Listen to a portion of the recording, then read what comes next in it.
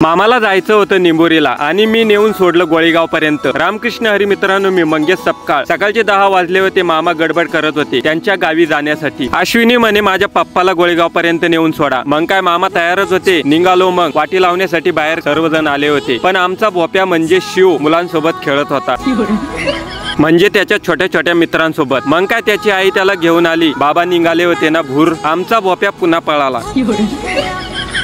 निघालो मग 1000च्या स्पीडने। गावाळीत थांबलो, मामाला मिरच्या द्यायच्या होत्या, पण या ठिकाणी कोणीच नसल्यामुळे नाही घेतल्या। पुन्हा निघालो 1000च्या स्पीडने गोळेगावला। गोळेगावच्या बस स्टँड वरती मी आलो होतो। सासरेबुवांना म्हटलं बसून घ्या गाडी येईपर्यंत, तर सरळ खांदेत जळगाव आणि वरच्या बाजूला छत्रपती संभाजीनगर हा हायवे आहे बर का। मामाला गाडीत बसून दिलं आणि योगेश भेटला। मला पण घरी यायचंय म्हणे। मग काय त्याला पण गाडीवर बसवलं आणि पोचलो डायरेक्ट शेतामध्ये। शेतामधून डायरेक्ट पोचलो टोक्यावरती डोंगराच्या आवारामध्ये। शिव बसलेला होता बैलगाडी। थोड्या वेळाने शिवला झोपी लावलं। दुसऱ्या बाजूला दादानी आणि त्यांनी सोयाबीन मध्ये कोळपे धरले होते। एका बाजूला महिला मंडळांनी जपान निन्ने चालू होती। काही वेळाने एक कोळपा आणला आणि सोयाबीन मध्ये 3 कोळपे मी पण धरू लागलं। आता सर्वजण पाणी पिण्यासाठी बसले होते आणि शिव पण झोपेतून उठला होता। शिव काय म्हणतो बघा।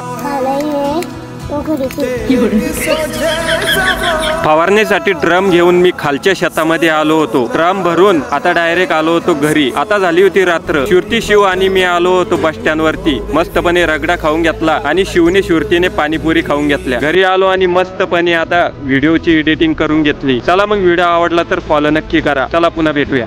रामकृष्ण हरी।